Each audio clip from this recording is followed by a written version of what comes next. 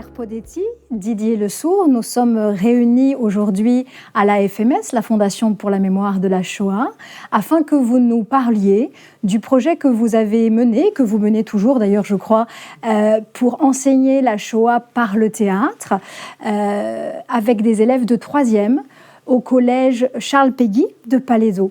Alors Claire Podetti, tu es professeure d'histoire-géographie. Tu as commencé ce projet il y a maintenant plusieurs années. Est-ce que tu pourrais nous dire ce qui t'a amené en tant que professeur d'histoire, et non pas professeur de lettres, à te lancer dans cette aventure ? Alors en fait, la rencontre avec Didier, quand je suis arrivée au collège, puisqu'il y avait déjà un club théâtre, et la découverte du théâtre qui pour moi était un univers un peu inconnu. Donc l'enseignement de la Shoah, je connaissais et je travaillais ça avec les élèves. Et le fait d'assister à un club théâtre qui portait sur d'autres thématiques m'a intéressée, et notamment par rapport au public d'élèves que nous accueillons au collège. J'ai des élèves allophones dans mes classes. Une partie des élèves, ça va parfois jusqu'à un quart de la classe, sont des élèves qui maîtrisent donc moins ou plus difficilement le français. Et l'enseignement de la Shoah me paraissait, et le projet que je menais, qui était l'écriture d'une biographie, était compliqué pour ces élèves-là. Le théâtre a permis de trouver une sorte de pont, de faire une sorte de pont en fait dans l'enseignement de la Shoah, et de donner la parole à ces élèves-là pour lesquels l'écriture était un petit peu plus compliquée. Didier, vous êtes le directeur d'une compagnie de théâtre qui s'appelle Minuit 01. Comment vous vous êtes retrouvé dans cette aventure ? C'est-à-dire, je travaillais déjà au collège Péguy à Palaiseau, donc avec une professeure de français, avant que Claire ne prenne en main l'affaire. Et donc, elle partait de la Shoah, moi je partais du théâtre. Donc, effectivement, c'est là qu'on s'est rejoints, finalement. Au moment où... Et on avait travaillé, donc, avec cette professeure de français, on avait travaillé sur la mémoire en général, et particulièrement, c'était un projet départemental, partant du fait que 25% des Français ont un parent étranger. Et donc, on avait travaillé avec un ethnologue, sur beaucoup de collèges du département avaient travaillé là-dessus, et des lycées aussi, sur là-dessus, comment parler de l'autre en Shoah, voilà.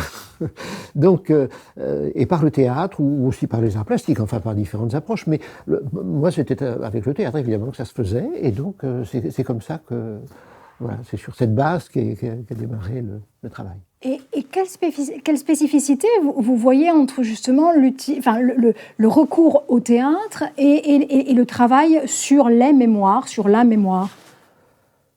C'est-à-dire que, ça semble un peu paradoxal, que la mémoire en général, que effectivement on demande de travailler sur la mémoire à des adolescents qui sortent à peine de l'enfance et dont la mémoire n'est forcément moins étendue que pour des gens de mon âge. Quoiqu'à mon âge, évidemment, elle commence à vaciller, et finalement, c'est autre chose. Mais non, plus sérieusement, c'est vrai que c'est un peu paradoxal, de les faire travailler sur la mémoire. Et en même temps, par le théâtre, on essaie de faire en sorte que la mémoire soit aussi quelque chose d'imaginé. Donc, je ne sais pas, peut-être qu'on aura l'occasion d'approfondir un petit peu ce point avec Claire là-dedans aujourd'hui, mais c'est-à-dire que par rapport... L'histoire, évidemment, a son objet, et lorsque on manque de traces, dans le travail qu'on a fait, par exemple, lorsqu'on manquait de traces, lorsqu'on manquait de documents, de témoignages, etc., on a eu recours, d'une part, à l'improvisation théâtrale, que je faisais démarrer avec les élèves sur leur propre mémoire. C'est-à-dire, par exemple, je leur faisais apporter une photo, des photos, et à partir de là, essayer de travailler cette mémoire, mais qu'eux-mêmes, ils parlent de la photo de leurs grands-parents, par exemple. Ils avaient quelques petites indications. Ils disaient, tiens, ça c'était à tel moment que ça se passait, c'était dans tel pays, en Yougoslavie, sur une route, etc. Tout ça. Ils avaient quelques indications. À partir de là, je faisais travailler d'autres élèves qui avaient écouté ce récit, en quelque sorte, un récit qui n'était pas personnel, mais quand même qui parlait de leur famille. Et ces autres élèves commençaient à jouer la scène, à partir d'un récit, à jouer la scène, c'est-à-dire, par exemple, de jouer l'avant et l'après de la photo. Comment ça s'était passé, comment on en est arrivé à ce que cette photo existe, quoi, voilà. Et donc, il y a un travail aussi bien de la mémoire familiale, en quelque sorte, et puis un travail d'imagination à partir de documents extérieurs, à partir de livres de lecture, etc., tout ça, qui était en rapport avec le cours de français. D'accord. Et alors, Claire, pour le projet donc spécifique qui nous intéresse aujourd'hui, comment les choses se sont passées ? Alors, peut-être aussi pour rebondir sur ce qu'a dit Didier, moi, ce qui est intéressant, c'est quand cette histoire remonte, en fait, on écrit aussi une histoire commune. C'est-à-dire que nous, on partait de l'écriture pour le convoi 77 d'un des déportés, donc sur le plan historique. Et l'idée, c'était d'inscrire aussi ce projet dans une histoire commune, et par le biais du théâtre, en faisant remonter sur ces mémoires plurielles, c'était aussi un moyen peut-être de relier le présent au passé. Ce qui, pour nous, en histoire, est parfois compliqué et qui pouvait l'être par l'art. Et aussi de combler ces vides et ces creux, mais en montrant bien aux élèves qu'un historien, quand il ne sait pas, il le dit, et que le génocide, c'est aussi l'effacement de toutes ces traces-là qui pourraient nous permettre de reconstituer l'histoire, mais que par l'art, on peut effectivement imaginer des choses. Alors, peux-tu nous expliquer ce projet autour du convoi 77 ? Alors, en fait, le projet donc, du convoi 77 consiste à travailler avec des élèves, à écrire la biographie d'un ou d'une des déportés de ce dernier grand convoi parti donc de France vers Auschwitz le 31 juillet 1944 à partir d'archives. C'est-à-dire qu'on met vraiment les élèves en fait dans la posture de l'historien en leur disant, eh bien voilà, alors je vais prendre par exemple Léo Kohn sur lequel on a travaillé. Léo Kohn a été arrêté, donc on sait à telle date, et puis on a des archives et on dit aux élèves, on va écrire sa biographie. Donc là, c'est un des projets qu'on a mené et ensuite donc on l'a mis en dans un petit ouvrage. Et donc, on lance l'enquête avec les élèves. Donc, on a des premières archives, évidemment, puisqu'à l'échelle d'une année scolaire, c'est compliqué d'aller chercher partout dans les archives. Donc, l'association nous donne les premières archives, mais on se questionne avec les élèves. Où peut-on trouver? Où est-il né? Tiens, on peut demander un extrait de son acte de naissance. On peut essayer de chercher s'il y a des descendants. Donc, on mène vraiment à la fois un travail d'enquête historique et d'écriture, avec ses creux, ses vides, mais aussi ses notes en bas de page. C'est-à-dire qu'un historien, il fait vraiment un travail rigoureux et scientifique. Et l'art, le théâtre, la mise en scène, c'est autre chose. En fait, là, on est vraiment dans des possibles. Et c'est ça, moi, qui, je trouve, est passionnant. Et donc, vous, Didier, vous intervenez dans ce projet. À quel moment et quel est votre rôle ? Enfin, oui, au début, c'est-à-dire dès le début, enfin, du travail qu'on fait, à ce moment-là, on essaie de voir un petit peu de quel document on dispose. Et par exemple, enfin, je veux dire, puisque le travail est fait avec la professeure d'histoire, enfin Claire, et d'un autre côté aussi, donc une enseignante de français, Clarisse en l'occurrence là maintenant.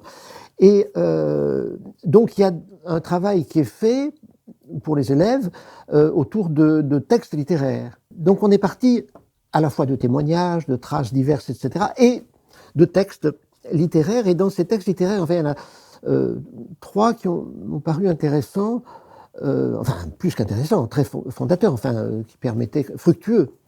C'est-à-dire d'une part, enfin, Modiano dans Dora Bruder, enfin, qui parle pour essayer de retrouver la piste de cette jeune fille dont il n'a que le nom et juste un avis de recherche, enfin, essayer de retrouver dans ses propres souvenirs à lui, les souvenirs qu'il avait, enfin l'état d'esprit de quelqu'un qui fugue, puisque Modiano était apparemment un enfant fugueur, et donc il essaie de retrouver lui-même en travaillant sur les circonstances climatiques, enfin voilà, donc ce qui pouvait ce qui pouvait le rapprocher sa propre expérience de ce qui avait pu être celle de Dora Bruder à cette époque. Donc ça, c'était intéressant parce que c'était une façon de s'investir lui-même dans la recherche. Enfin, voilà.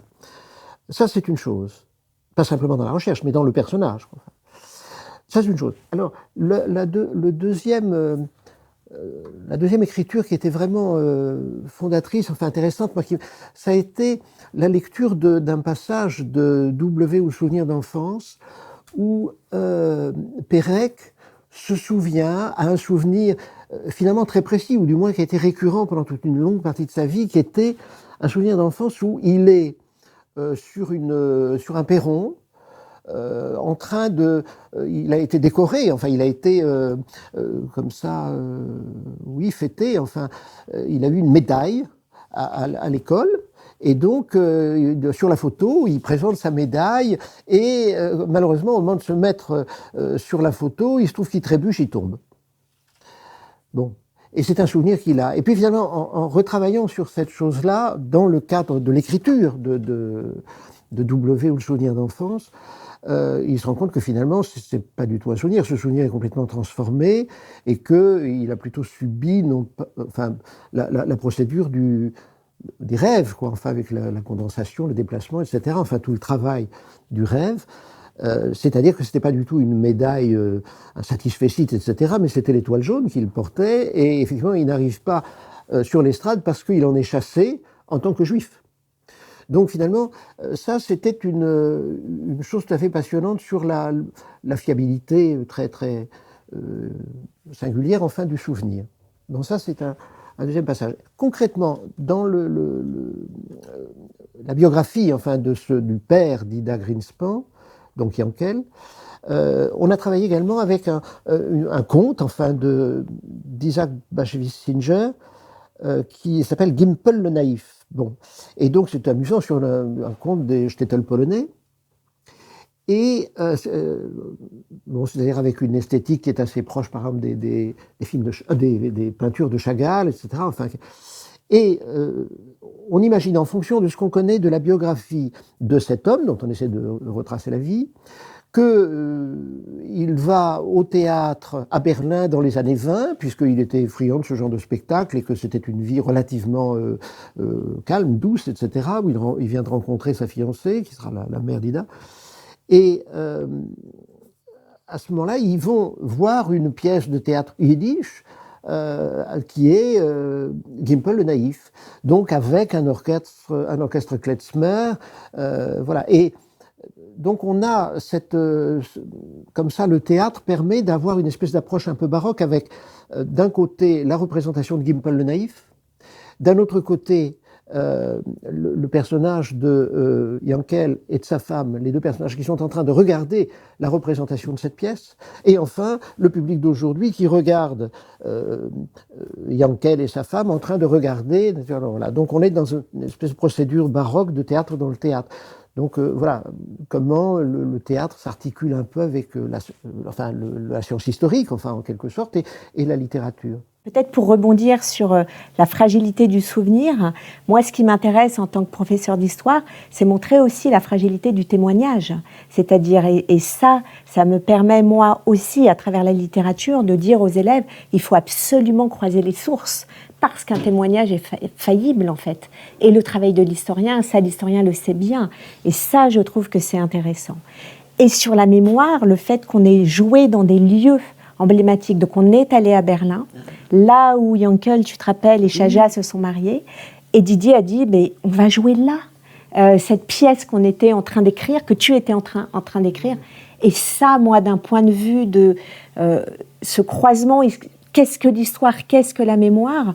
Bien là, on avait écrit la biographie et on jouait. Donc on ancrait dans cette mémoire berlinoise un lieu où les parents d'Ida s'étaient mariés et où on jouait là, cette œuvre artistique. Et ça a créé une émotion, ça a rendu l'histoire, moi je crois que le théâtre, ça rend l'histoire sensible, en fait. Alors Claire, tu parles de la pièce que Didier a écrite, Oui. mais nous n'en savons rien encore, puisque Didier ne nous a pas encore parlé de son travail donc d'auteur. Est-ce que dans ce projet, si je comprends bien, vous êtes intervenu en tant qu'auteur, vous avez écrit une pièce. Est-ce que vous pouvez nous parler de ce travail-là ?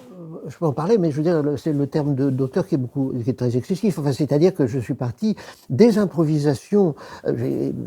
Finalement, il fallait bien écrire quelque chose à un moment donné pour stabiliser, disons, la parole un peu et commencer à faire un travail besogneux, enfin boutiquier, de répétition pour arriver à une représentation qui serait fiable au bout d'un moment, etc. et ne pas rester constamment dans l'improvisation. Donc, il fallait fixer, mais il s'agissait de partir à chaque fois. D'abord, au départ, je vous en ai parlé tout à l'heure, des improvisations que les enfants faisaient à partir de leurs propres souvenirs, et ensuite des improvisations qu'ils faisaient et que je recueillais en essayant de prendre des notes, des situations que nous connaissions avec les témoignages, avec les traces diverses que nous avions des personnes dont nous faisions la biographie, enfin voilà, dont on faisait la biographie. Donc finalement c'est un travail de recension, moi, que j'ai fait davantage qu'un travail d'adaptateur. Si je comprends bien, les élèves écrivaient la biographie.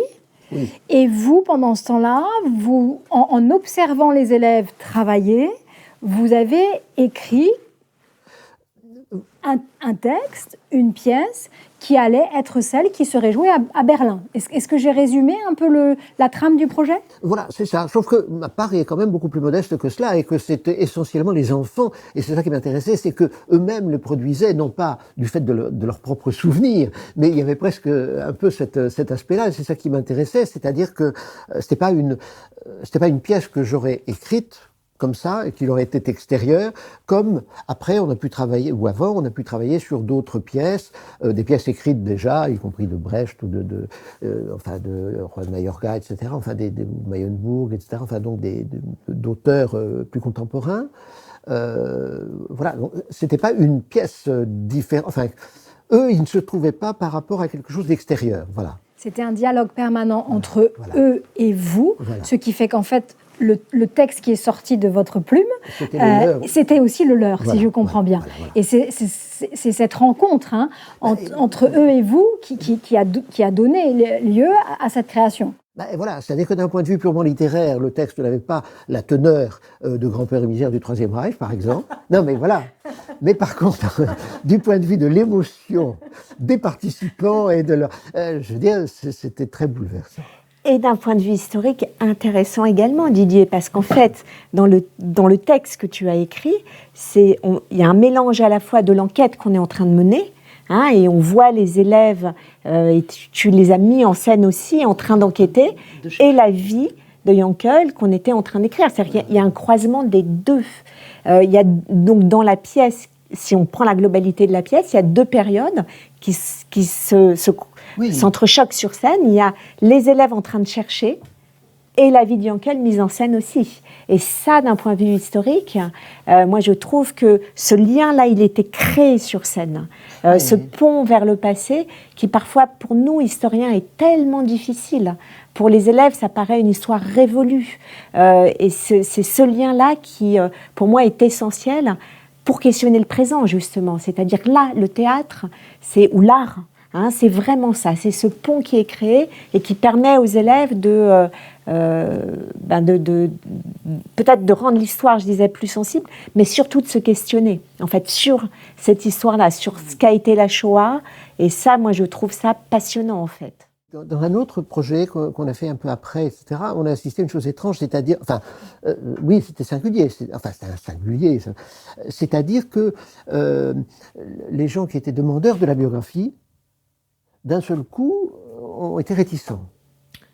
En fait, je vais peut-être expliquer. Donc, on écrivait la biographie de Lucienne Klotz, et on a fait venir son fils. Il connaissait le projet pour témoigner, puis on voulait avoir un petit peu plus de matériaux parce qu'on avait très très peu de documents. Et le jour où il est venu témoigner... Et oui, il y a eu comme une sorte de réserve, quoi, comme ça, etc. Non, parce qu'il était, je pense, empêché, quoi, comme on dit. Enfin, c'est-à-dire que...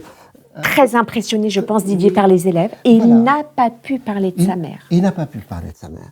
Et c'était, alors on l'a mis en scène ça, parce que c'était intéressant, c'est-à-dire qu'il fallait effectivement, du coup, les élèves passaient au premier plan, parce qu'il y avait un acharnement des élèves à essayer de découvrir quelque chose, non pas qu'on nous cachait, c'est pas ça que je veux dire, mais qui avait tellement de mal à sortir. Et ce qui était hyper intéressant, c'est de montrer que le traumatisme de la Shoah, et ça on pouvait en parler, c'était pas seulement l'effacement des gens, l'assassinat, c'est aussi ce traumatisme qui se répercute de génération en génération. Et ça, d'en parler, de le mettre en scène, c'était, moi je trouve, sur tous les plans, vraiment intéressant. Oui, c'était très émouvant parce que, bien sûr, on pouvait imaginer, théoriser la chose, etc., mais on ne le soupçonnait pas à ce point-là. Enfin, je veux dire, concrètement, on peut le savoir, mais on ne le sait pas vraiment. Parce que moi, je l'avais rencontré avant, préalablement. En fait, bien sûr, quand on fait venir un témoin, et il avait parlé. Donc, c'était le fait d'être complètement comme ça devant les élèves, empêché. Enfin, il ne l'a pas pu. C'était trop difficile. Et quand tu l'as mis en scène, et en fait, tu te rappelles, il nous a raconté, après, il a enchaîné, en fait, en disant, il a raconté, lui, son rôle pendant la guerre, parce qu'il avait 17-18 ans, et une de ses évasions. Oui. Et en fait, ça a beaucoup marqué les élèves.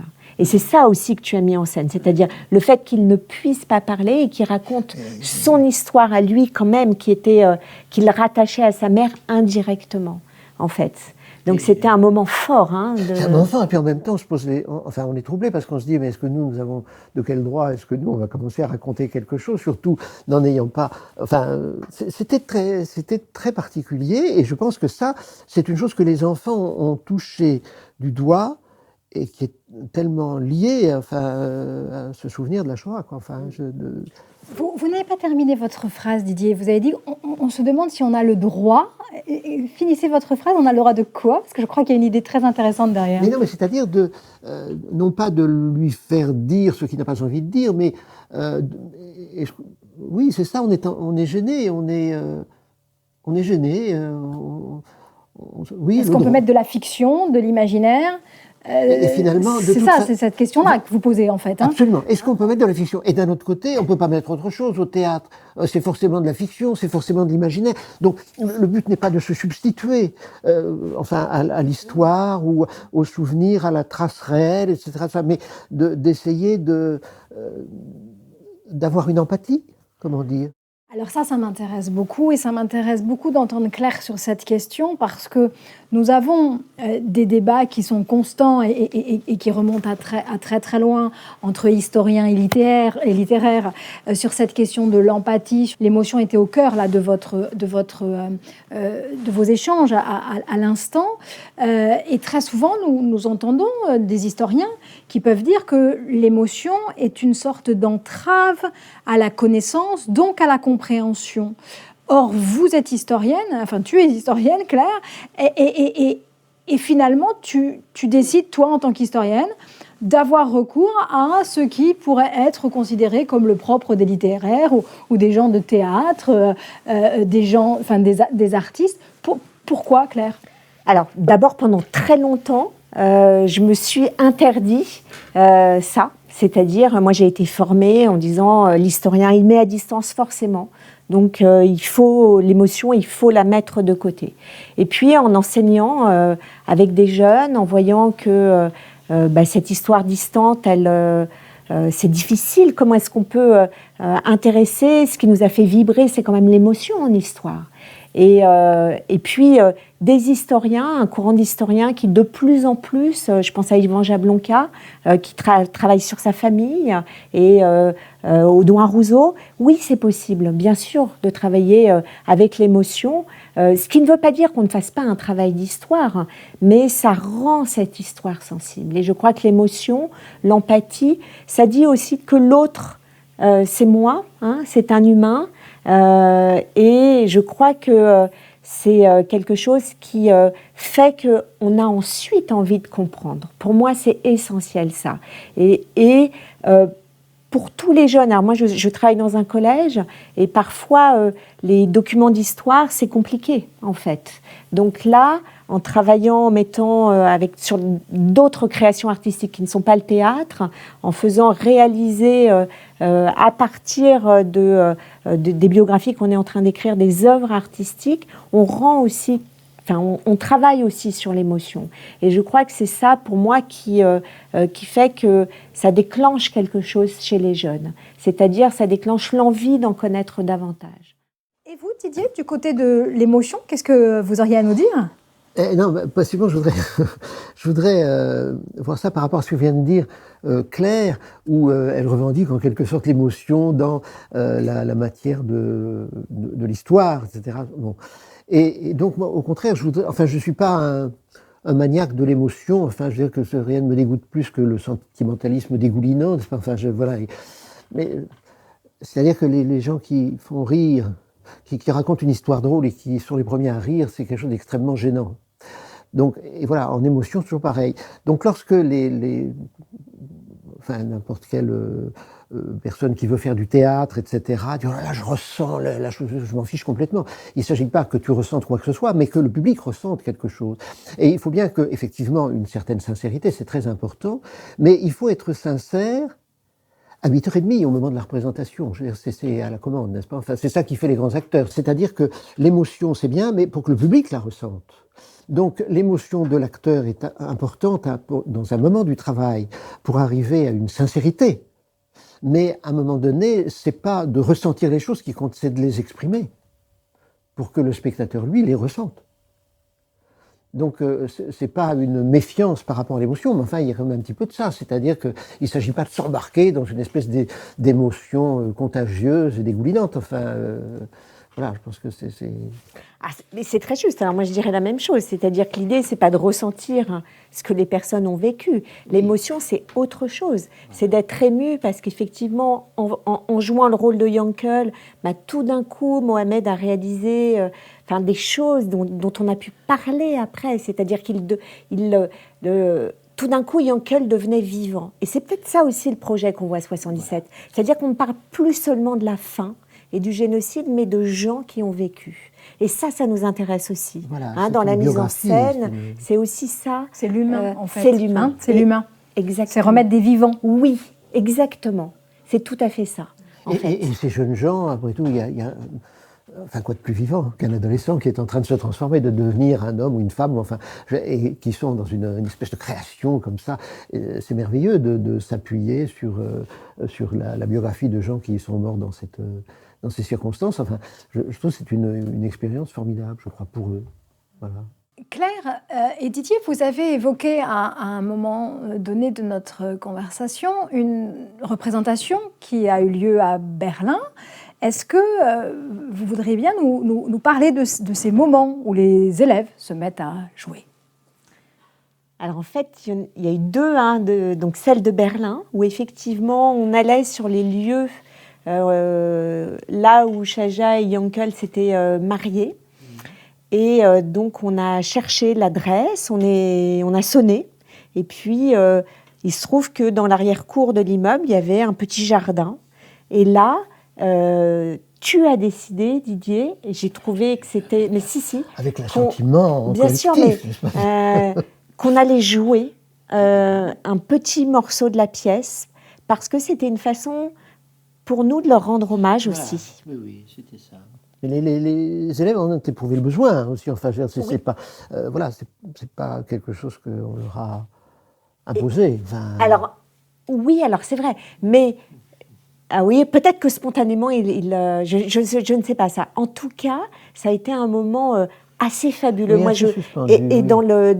Pour les élèves, c'est un des moments qui reste gravé dans leur mémoire. C'est-à-dire à la fois le fait qu'on ait retrouvé le lieu où ils s'étaient mariés, parce qu'ils s'étaient mariés chez des amis, tu te souviens ? Il y avait un des rares documents qu'on avait, c'était le faire-part de mariage, et il y avait l'adresse. L'immeuble était le même, donc il n'avait pas été détruit, ce qui aurait pu être le cas. Donc symboliquement pour nous, moi je trouvais que c'était hyper important de faire ce geste mémoriel. Et là, tout d'un coup, les élèves acteurs vous avez joué avec les élèves acteurs, et nous on est venus les spectateurs, et c'était un moment mémoriel. Moi j'ai trouvé fabuleux en fait.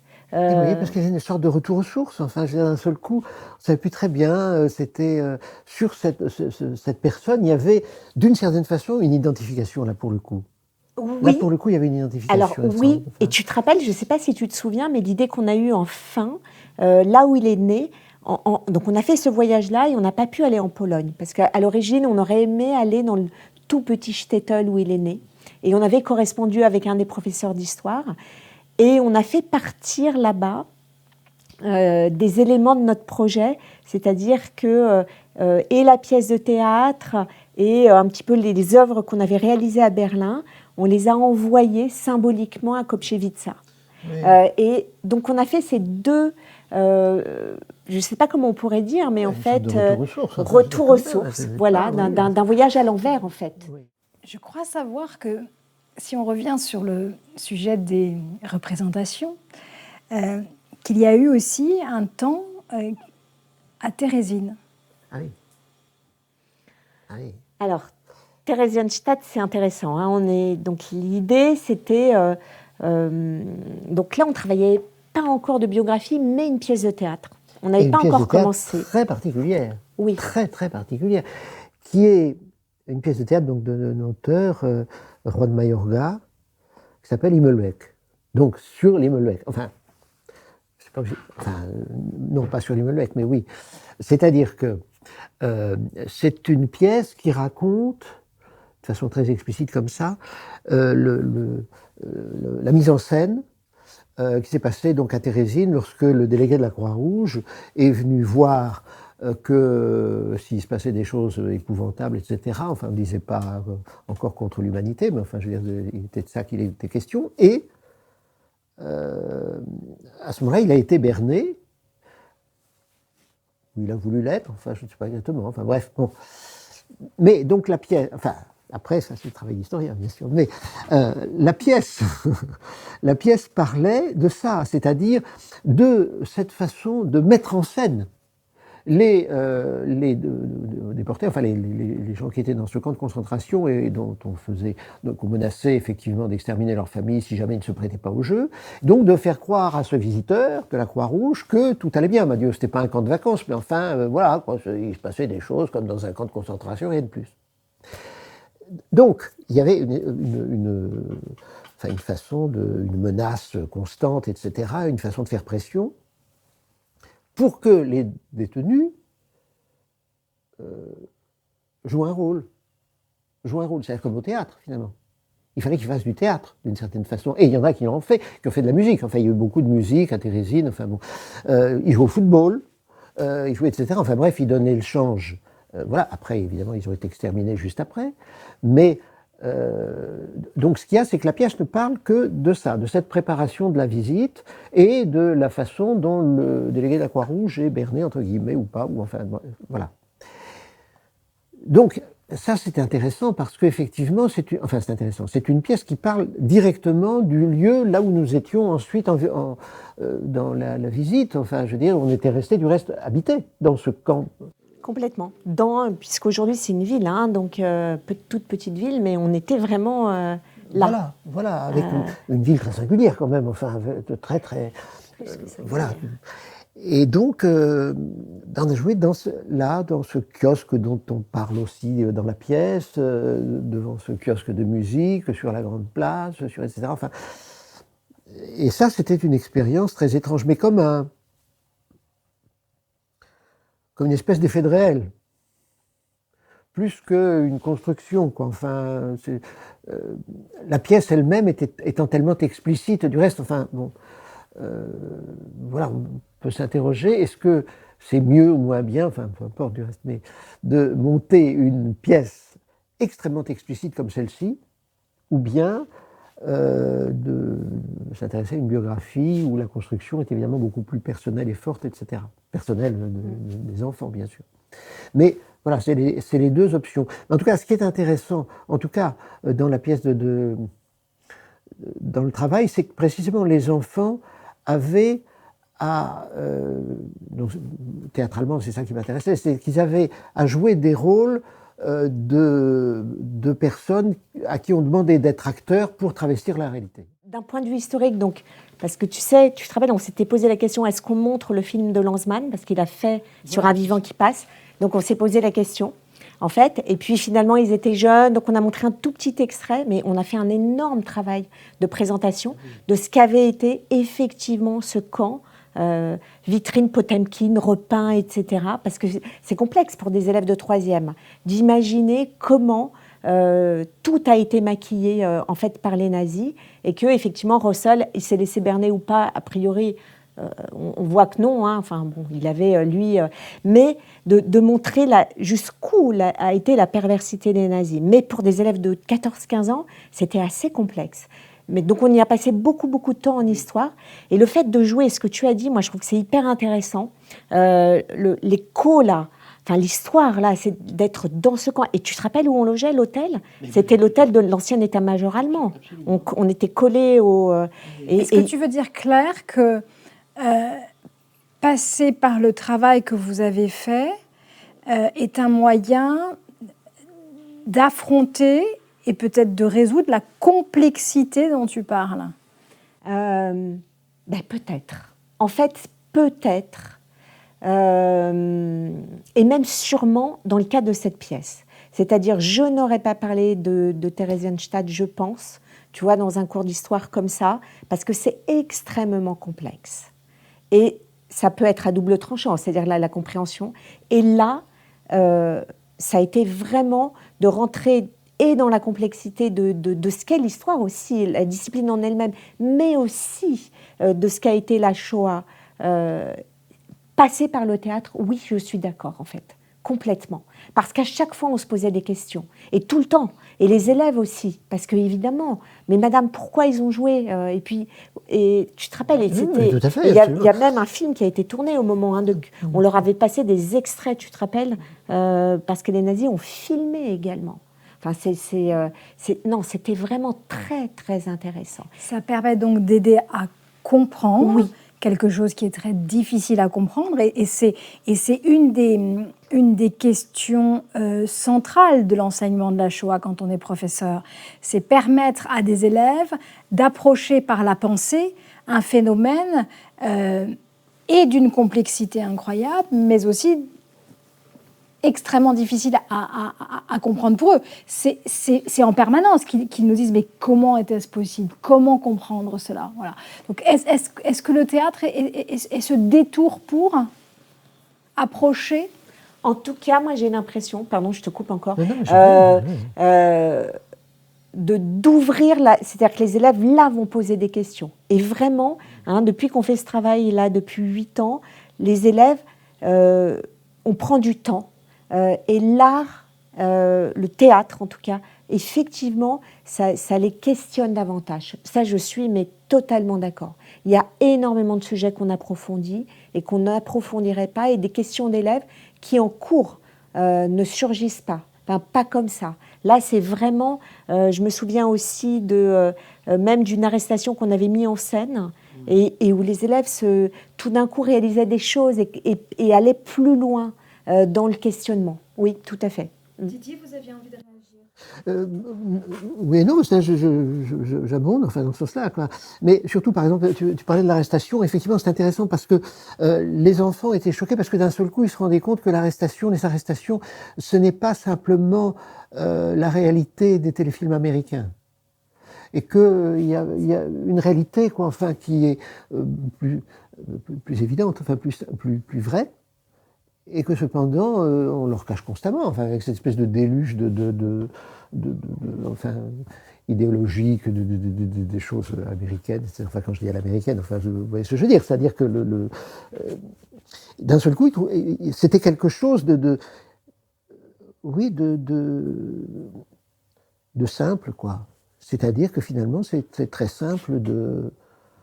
Enfin, je pense que d'être arrêté, comme c'est très simple de mourir, enfin, très simple, ça veut dire, bien sûr, je me comprends, mais c'est-à-dire que c'est quelque chose qui peut arriver, quoi. Enfin, voilà, qui est à la portée de main, enfin, ou de compréhension, alors ça ne veut pas dire qu'on comprend davantage cette histoire, mais enfin, du moins, je pense qu'ils étaient sensibles à à côtoyer une réalité, quoi. Enfin, quelque chose qui n'était pas la leur. Qui n'était pas la leur. Très, très éloigné d'eux, et pourtant qu'ils doivent comprendre, qu'ils doivent affronter, à laquelle ils doivent être confrontés et qu'ils doivent affronter. Voilà, c'est ça. Parce que c'est quand même une entreprise de démystification, disons, d'une certaine façon, quoi, quand même. Tu parlais des réactions des élèves. Justement, est-ce que tu peux nous dire quel retour ils les ont exprimés? Donc ce projet artistique et historique, je pense, moi je suis encore en lien avec beaucoup d'élèves de ce projet qui a été fait il y a 8 ans. Et c'est quand ils reviennent au collège, c'est ça dont ils parlent. Essentiellement. Pas que, évidemment, mais c'est quand même quelque chose qui les a profondément marqués. En fait, alors, bien sûr, parce qu'il y a eu et je pense, oui, parce qu'il y a eu de la création artistique, et que ça permet aux élèves de s'exprimer, en fait, de dire, là où le travail d'histoire est peut-être parfois plus austère, plus compliqué, l'art, c'est vraiment, pour moi, une expression qui fait que pour ces élèves-là, ils ont participé à un projet et chacun a mis sa pierre à l'édifice.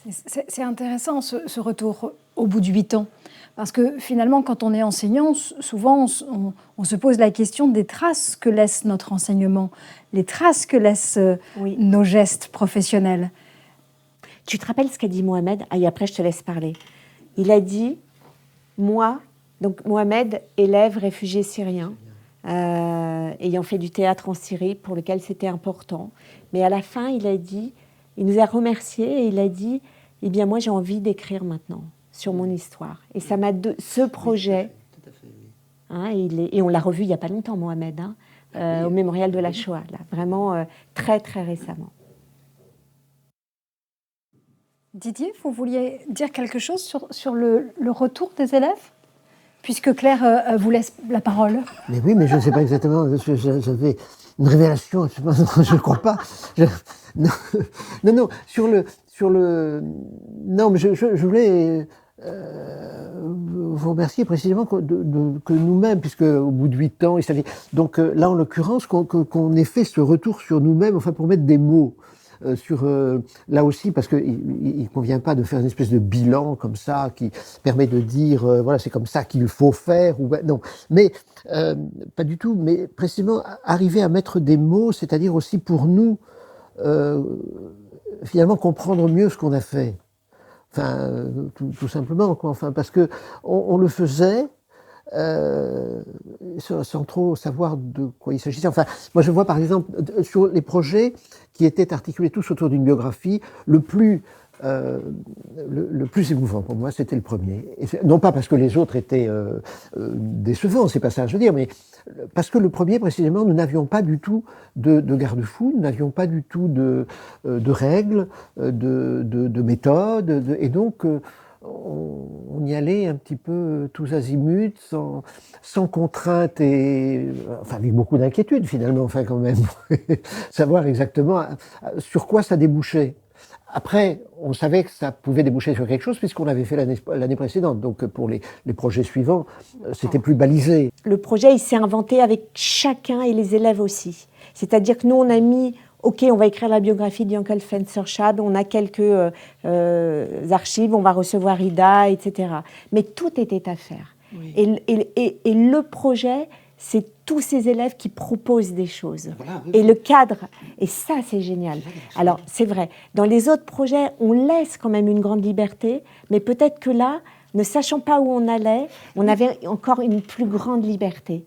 Et ça, c'était magnifique. C'est magnifique. Oui. Et alors, après, rappelle-toi, lorsque effectivement il y avait, on l'évoquait tout à l'heure, enfin, cette personne qui était d'un seul coup empêchée, enfin, voilà.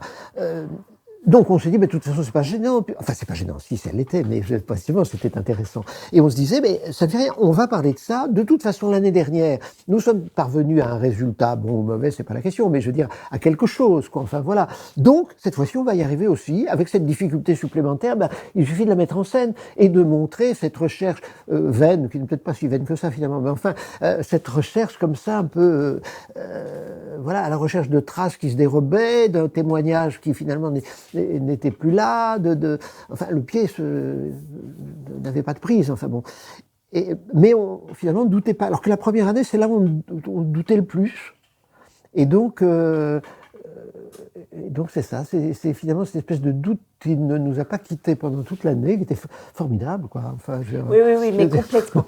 Et on est né quand même avec ce projet l'idée d'une mémoire vivante. Voilà, hein, oui. De l'idée que cette mémoire, c'était ces jeunes qui allaient la constituer par l'art, et ça, moi, je trouve que c'est ce fil-là qu'on a tiré après. Oui, absolument, Qu'une mémoire, c'est pas simplement quelque chose, une commémoration, et puis point. C'est ça qu'on travaille. Moi, j'ai l'impression avec ces projets. Et tous les élèves qu'on a eus dans toutes les années ont été aussi productifs. Enfin, je veux dire, on peut le dire quoi, quand même. Chacun dans le domaine qu'il avait à faire, en fonction de traces qui étaient nombreuses. Je vois par exemple ici Léo Kohn. Là, les traces étaient très nombreuses, au contraire, parce qu'il s'agissait d'un homme qui avait une existence plus publique. Donc avec des témoignages différents, avec j'ose pas dire des anecdotes, mais par exemple sur l'histoire de son arrestation, dont il part en Espagne, enfin traversant les Pyrénées, il est arrêté là, etc. C'est un peu presque aventureux, enfin une histoire d'arrestation dans le train, etc. Enfin, on pouvait imaginer des scènes théâtrales qui étaient finalement, enfin tout à fait envisageables par des enfants, enfin des jeunes adolescents, et donc là, il y avait beaucoup de en plus, comme il était, c'est rigolo parce qu'on avait constitué ce personnage, créé ce personnage, puisqu'il s'agissait ça, en le mettant en l'habillant avec un costume sur des portants, n'est-ce pas, et pour machiner cette effigie, enfin faire surgir comme ça cette effigie à partir de rien, à partir de vêtements, de costumes, etc. Et donc là, il y avait de la matière. L'année d'avant, il y en avait très peu puisqu'elle se dérobait. Mais quel que soit l'état, l'état des lieux et des personnes, finalement, il y avait toujours une sorte de moteur de ces enfants qui y allaient, quoi, enfin, avec générosité. Mais quand même dans chaque projet, moi pour Léo Kohn, ce qui m'a le plus marqué, c'est la rencontre avec ses enfants. En fait, c'est ça qui a donné. Dans chaque projet, il y a quelque chose de.